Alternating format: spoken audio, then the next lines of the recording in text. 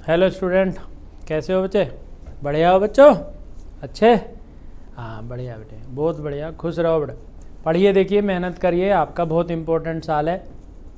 देखिए, मुझे एक और महसूस हो रहा है, आपको मैं अपनी तरफ से बताने की कोशिश कर रहा हूँ। यदि आप सुन रहे होंगे, शायद मुझे लगता है अब की बार बोर्ड के एग्ज़ाम होने में भी अब की बार भी प्रॉब्लम हो सकती है बेटे। और मुझे ऐसा लगता है जो आपके फर्स्ट टर्म और सेकंड टर्म होंगे, इनके ही एग्ज़ाम ऐसा ना हो कि कभी यही बोर्ड में जाएं। जैसे पिछले साल प्री बोर्ड के मार्क्स गए आपके, तब वो उसमें जुड़े 12th में। चूँकि अब की बार भी कोरोना का ऐसा ही है, कुछ लग रहा है मुझे कि लोग कह रहे हैं कि थर्ड लहर आएगी, थर्ड आएगी, तो मुझे लगता है डाउट है। तो इसलिए आप जो फर्स्ट एग्ज़ाम और सेकेंड एग्ज़ाम दें, उन्हें पूरी तैयारी के साथ दें बेटे, ठीक? और भाग्य आपके साथ। अब हम नया चैप्टर लेते हैं बेटे 12वीं क्लास का।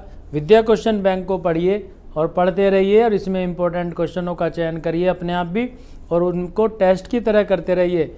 जो भी इंपॉर्टेंट क्वेश्चन है बोर्ड के आए हुए इसमें लिखे हुए हैं, उनका चयन करो और उनको प्रैक्टिस करते रहो बार बार, ठीक? तो प्रायिकता का चैप्टर है बेटे, इसमें से 4-5 क्वेश्चन आते हैं। 1 नंबर का आता है, 2 का भी आता है, 3 का भी आता है, लेंथी क्वेश्चन भी आता है। तो हम आज आए हैं गणित में कक्षा 12 प्रायिकता विद्या क्वेश्चन बैंक, और पहला क्वेश्चन आपके लिए लेकर आए बेटे हम। ये है आपका पहला क्वेश्चन इम्पोर्टेंट। क्या है? देखो पढ़ के, क्या है पढ़ा? पढ़ लीजिए, आ जाओ इधर।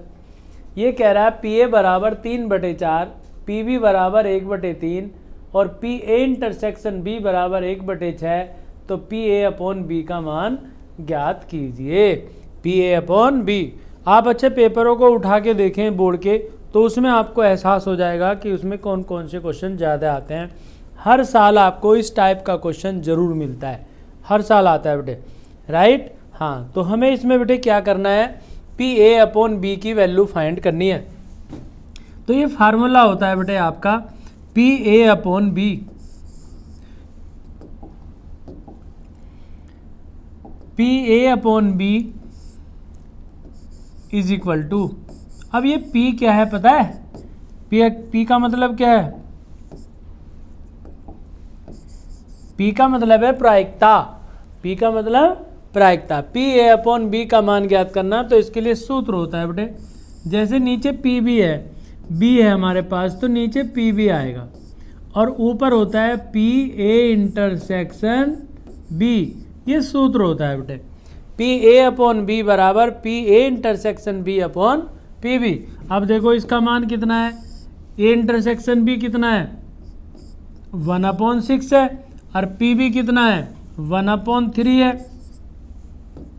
सोल्व कर दीजिए आप इसको बस, इज इक्वल टू कितना हुआ, 3/6। This means 1/2, 1/2। तो हम यहाँ लिखेंगे P A upon B is equal to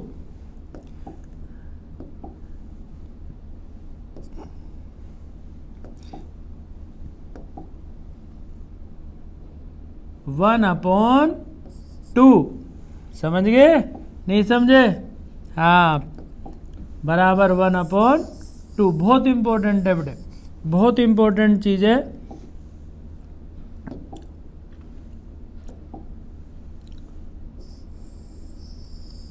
बहुत इंपॉर्टेंट फार्मूला है। हाँ, यदि वो ये कहता बेटे पी बी अपॉन ए बताओ, तो फिर क्या करते हम, ये तो चलो पी अपॉन बी पूछ रहा था, 1/2 आंसर आ गया। लेकिन यदि वो ये कहता पी बी अपॉन ए बताओ, तो इसके लिए फार्मूला चेंज हो जाता है बेटे थोड़ा सा। क्या? P A intersection B upon, जो अपॉन में होता है वो अपॉन में ही आता है। अगर नीचे ए है तो पी ए नीचे आएगा, नीचे बी है तो बी आएगा, ठीक है बेटे? हाँ, तो बराबर कितना बचा, 1/2 आया। अब नेक्स्ट क्वेश्चन पे आइए, बहुत इंपॉर्टेंट है बेटे, हर साल एक क्वेश्चन आता है इस पे। हाँ, अब ये कह रहा है हमारे पास पी ई बराबर 0.6, पी एफ बराबर 0.3, पी ई इंटरसेक्शन एफ बराबर 0.2। तो ये कह रहा है पी ई अपॉन एफ की वैल्यू बताओ, ये भी इंपॉर्टेंट है, इसी तरह का क्वेश्चन है बेटे। ई अपॉन एफ और पी एफ अपॉन ई, देखो दोनों बात आ गई ना इसके अंदर। हाँ तो यहाँ लिखेंगे बेटे पी ई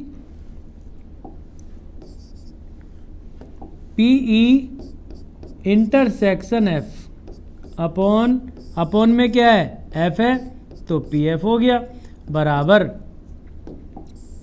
कितना आया, देखो पी ई इंटरसेक्शन एफ कितना आपके पास 0.2 और पी एफ कितना आपके पास 0.3। अब देखो सवाल तो आसान है, सबको पता है, लेकिन असली चीज़ क्या है बेटे, पॉइंट से पॉइंट कैंसिल 2/3। असली चीज़ आपको, हमारा काम है इम्पोर्टेंट क्वेश्चन देना, और इम्पोर्टेंट क्वेश्चन कौन सा होता है ये हमें पता होता है, आपको थोड़े दिन बाद पता चलेगा इम्पोर्टेंट है। आप जैसे 12th में पढ़ रहे हो तो आप 11th क्लास के इम्पोर्टेंट बता सकते हो ना, 10th के इम्पोर्टेंट बता सकते हो बच्चों को, अपने दोस्तों को, लेकिन बीएससी के इम्पोर्टेंट बता सकते हो, नहीं बता सकते ना, नहीं। तो वो हम बता सकते हैं बेटा आपको कि क्या इम्पोर्टेंट होगा अगले साल में, क्या आने वाला है, क्या होने वाला है। तो ऐसे ही हमें पता होता है। हर साल कोई से भी सन का पेपर उठा के देखें तो आपको ऐसा एक क्वेश्चन जरूर मिलेगा बेटे जिसमें ये चीज़ें पूछता है। अब वो कह रहा है पी एफ अपॉन ई बताओ, बराबर P E intersection F upon P E. अब इसकी वैल्यू लिख दीजिए, कितना है, पी ई इंटरसेक्शन एफ कितना है 0.2 और पी ई कितना है,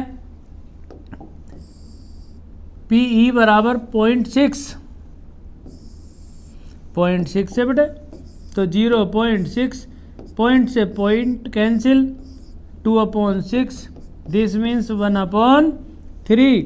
हाँ ये आ गया आपके पास P F upon E is equal to 1/3। चाहो तो पॉइंट में बदल दीजिए, ना चाहो मत बदलो, एक क्वेश्चन आपको जरूर मिलेगा इस टाइप का इस सूत्र पर। नेक्स्ट क्वेश्चन नंबर पे आओ बेटे, क्वेश्चन नंबर 4। देखो पी ए बराबर कितना दे रखा है 1/2 और पी बी कितना दे रखा है 1/3।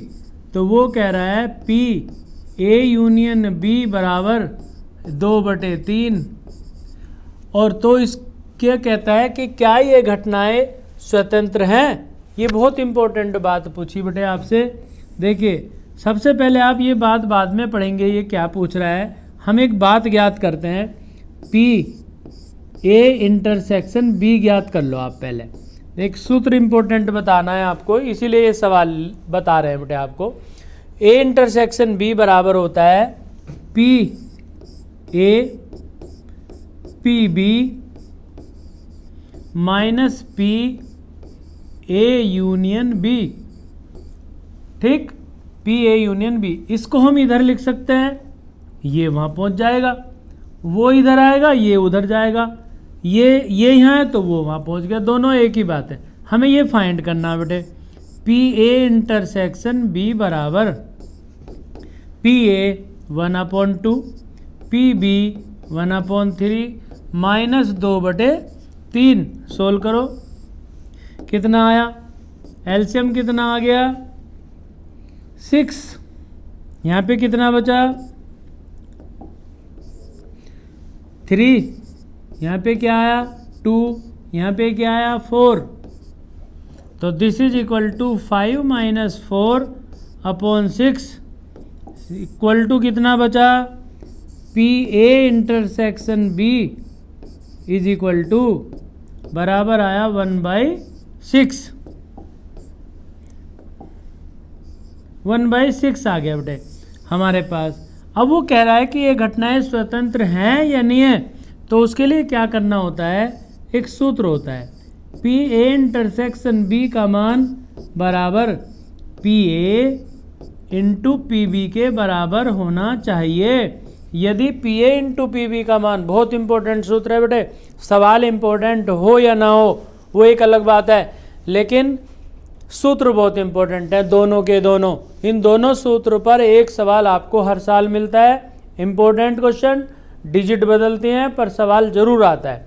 सही है? हाँ बेटे, आप डिजिट बदल सकते हो पर क्वेश्चन जरूर आता है। अब वो कह रहा है स्वतंत्र घटनाएं हैं या नहीं है, तो उसके लिए बेटे इसमें मान रखते हैं। पी ए का मान कितना, 1/2 इंटू पी बी का मान कितना, 1/3, कितना आया, 1/6। अब देखो इसमें वो कह रहा है स्वतंत्र घटनाएं हैं या नहीं है। देख लीजिए अब आप, एक तो आपने ज्ञात करा सूत्र के द्वारा और एक हमने लगाया दूसरा सूत्र। स्वतंत्र घटना के लिए पी ए इंटरसेक्शन बी बराबर P A into P B होता है। यदि दोनों के मान समान हो तो घटनाएं कैसी होती हैं, स्वतंत्र होती हैं। यस, इसका मतलब क्या है, ये स्वतंत्र हैं। ठीक है, यस बेटे, कैसी घटनाएं हैं, स्वतंत्र घटनाएं होंगी।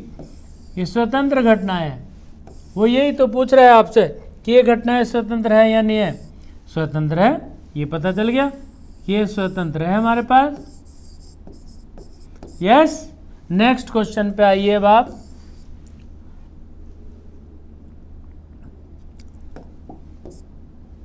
नेक्स्ट क्वेश्चन है बेटे हमारा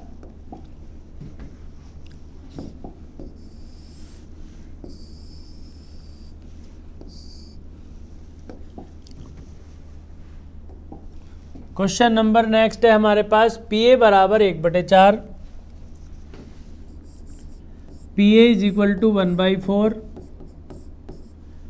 और P B is equal to 1/2 और P A intersection B is equal to 1/8। तो वो कह रहा है P A dash intersection B dash की वैल्यू ज्ञात कीजिए, ये बताना है। तो आपको क्या करना है श्रीमान जी, इधर आ जाइए ज़रा। पहले आप पी ए यूनियन बी ज्ञात कर लो। तो अभी आपको सूत्र बताया था P A P B minus P A intersection B. अब देखो किस किस का मान आपके पास है, ये तो हमें ज्ञात करना। पी ए यूनियन बी तो हमें फाइंड करना। पी ए का मान 1/4, पी बी का मान 1/2 और इसका मान 1/8।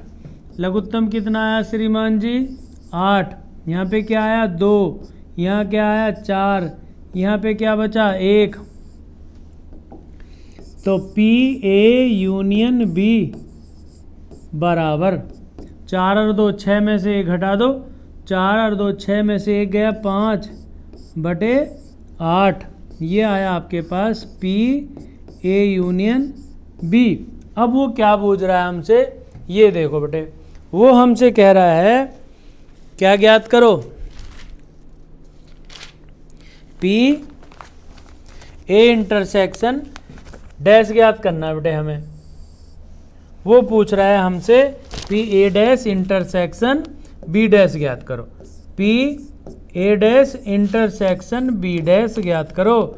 तो इसके लिए बेटे सूत्र होता है पी ए यूनियन बी का पूरे का, समझ गए आप, बार। दिस मीन्स होता है 1 minus P A union B. ये सूत्र होता है बेटे, पी ए यूनियन बी को 1 में से घटा दीजिए। ये बेटे फार्मूला होता है हमारे पास। P A dash intersection B dash is equal to किसके, पी ए यूनियन बी का बार।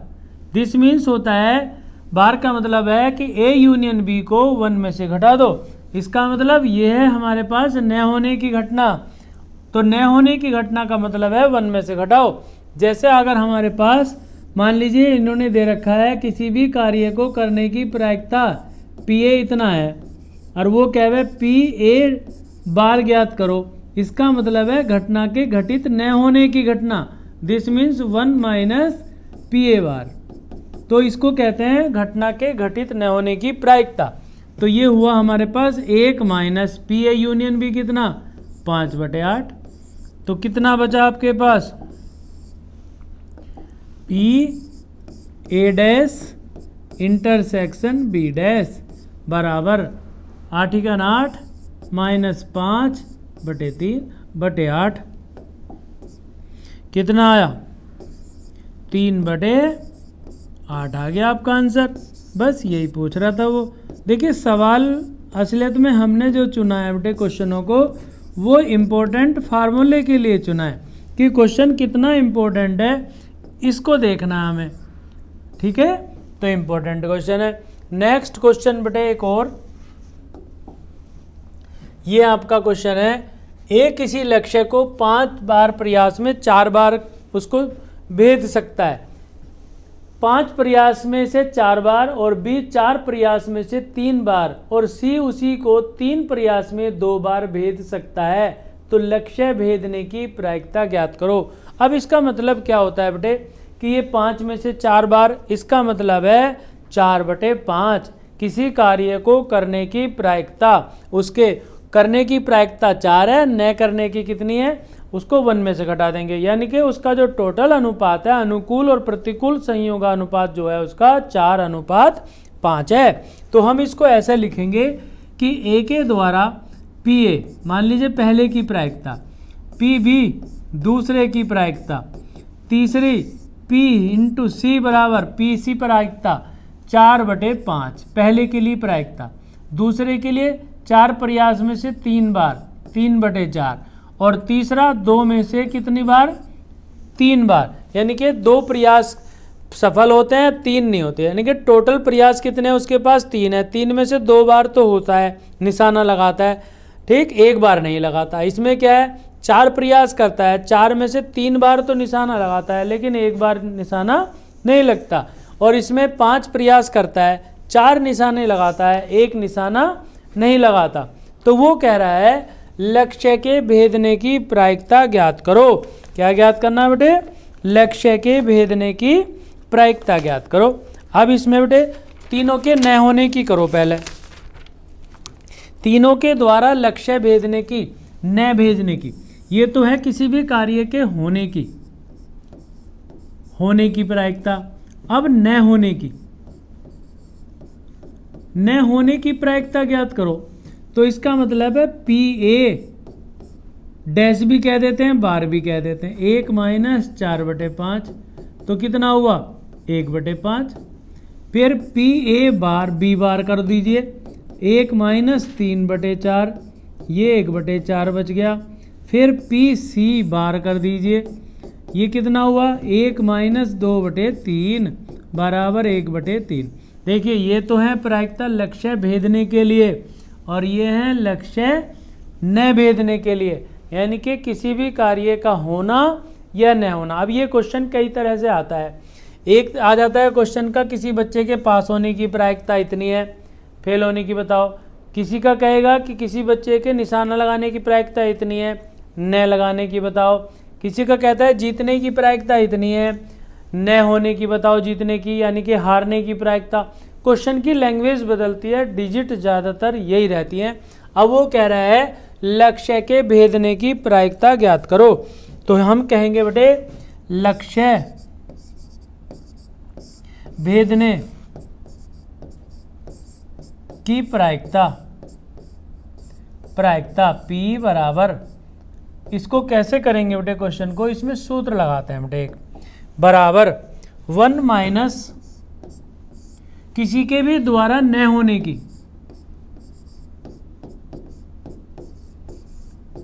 बराबर किसी के भी द्वारा न होने की। न होने का मतलब क्या हुआ, यानी कि ये 1/5, 1/4 और 1/3 सबके द्वारा। 1 - 1/5 हो गया बेटे, ये हमने ज्ञात कर लिया पहले ही। ये 1/4 हो गया और ये 1/3 हो गया। सोल्व कर लीजिए, 1 - 4 × 12 × 5 = 60, तो कितना हुआ 59 कितना आया 59/60 किसी के भी लक्ष्य भेदने की प्रायिकता। अब आपको ये बात बता दें कि ये तो है उसके किसी भी निशाने को लगाने की प्रायिकता, ये है किसी के निशाना न लगाने की प्रायिकता। तो हम क्या करते हैं सब, ये क्वेश्चन प्रायिकता के थोड़ा सा अपोजिट होते हैं बेटे। कहेंगे जीतने की बताओ, तो पहले हारने की ज्ञात करेंगे, फिर उसे न होने की करेंगे। पहले जीतने की, फिर हारने की, हारने को 1 में से घटाएंगे तो जीतने की आ जाती है। तो ये बेटे अपोजिट तरह के सवाल होते हैं कह रहा है लक्ष्य भेदने की प्रायिकता बताओ। 1 माइनस न होने की, देखिए तो तीनों के न होने की तो हमने पहले ही याद कर ली, मान रख दिया, सोल्व करा, आंसर। अब ये बेटे 4-5 क्वेश्चन आते हैं, और भी टाइप के क्वेश्चन होते हैं, लीप ईयर वाला होता है, ठीक है। हाँ आगे क्वेश्चन बेटे और अभी नेक्स्ट वीडियो में करेंगे बेटे, ठीक है। यस सर, बहुत इंपॉर्टेंट क्वेश्चन है बेटे, धन्यवाद बेटे।